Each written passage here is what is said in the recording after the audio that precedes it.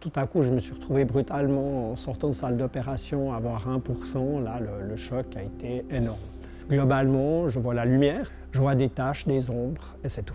Mon nom est Roland Paillet, j'ai 60 ans. Je suis membre de l'équipe suisse de handi-escalade depuis une année maintenant. Et j'ai perdu la vue il y a 6 ans. Je suis très myope de naissance, ça veut dire que j'ai commencé des décollements de rétine à l'âge de 15 ans. Progressivement, ma vue a un petit peu diminué, mais toujours restée supérieure à 70-80%. Tout à coup, j'ai eu des décollements de rétine beaucoup plus importants. Il y a une vingtaine d'années, j'ai perdu mon premier œil, mais l'autre voyait à 80%, donc je vivais quasi normalement. Et puis là, il y a 6 ans, c'est le deuxième œil qui a suivi et je suis sorti de salle d'opération en ne voyant plus que 1%. Ça veut dire que globalement, je vois la lumière, ce qui est très important, ça me permet quand même de me diriger, ça me donne beaucoup d'informations. Je vois des taches, des ombres et c'est tout. Quand tout à coup, je me suis retrouvé brutalement en sortant de salle d'opération à avoir 1%, là, le choc a été énorme. Pour moi, c'était très clair qu'il fallait que je continue à faire du sport, ça allait être mon équilibre de vie. Sans sport, quelque part, je ne voyais pas trop la raison d'avancer. Et puis ensuite, les copains avec qui je faisais de l'escalade m'ont dit « Viens avec nous, on va voir ». Eux voyaient, m'ont guidé, m'ont emmené au pied des parois. J'ai tout de suite compris que je pouvais grimper avec quelques indications. La seule chose qui change par rapport à l'escalade normale, c'est le fait qu'on grimpe au second avec une corde au-dessus. Évidemment, je dois être guidé.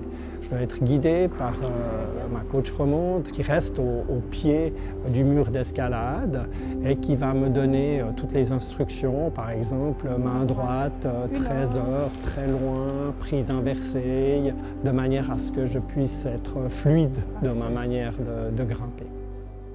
Alors mon chien guide est très présent dans ma pratique de l'escalade. C'est pour moi absolument précieux. Parce que dans toute cette période de déplacement, je ne sollicite pas mes amis, ma famille pour me faire grimper. Autrement, tout deviendrait trop lourd. Grâce à mon chien, je peux aller dans n'importe quelle salle d'Europe. Il me suffit d'avoir le GPS piéton dans une main, Disco dans l'autre, et puis on arrivera à bon port sans trop de problèmes. Pendant les compétitions, c'est lui qui m'entoure pendant les périodes d'isolement, quand je stresse, il vient se coller à moi, etc. C'est une sacrée béquille pour moi. Je suis rentré dans l'équipe de Suisse et puis très vite il était question de suivre tout le circuit de Coupe du Monde et de faire les championnats du monde. J'entends, moi c'est un rêve de gosse d'être dans une équipe nationale, d'aller faire un circuit de Coupe du Monde.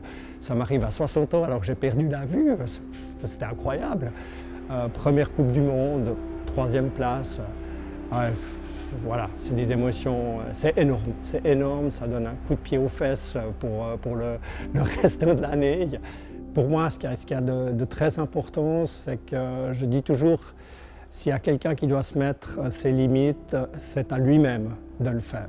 Et je ne laisse pas les autres me mettre mes propres limites. C'est presque naturel que le sport nous aide au travers de notre vie face à un problème de santé. La vraie vie, c'est parfois sport, mais lorsque l'on peut bouger, lorsqu'on peut se mouvoir, on se sent simplement vivant, on sent notre corps être dynamique, on se sent progresser. Pour moi, c'est ça la vraie vie.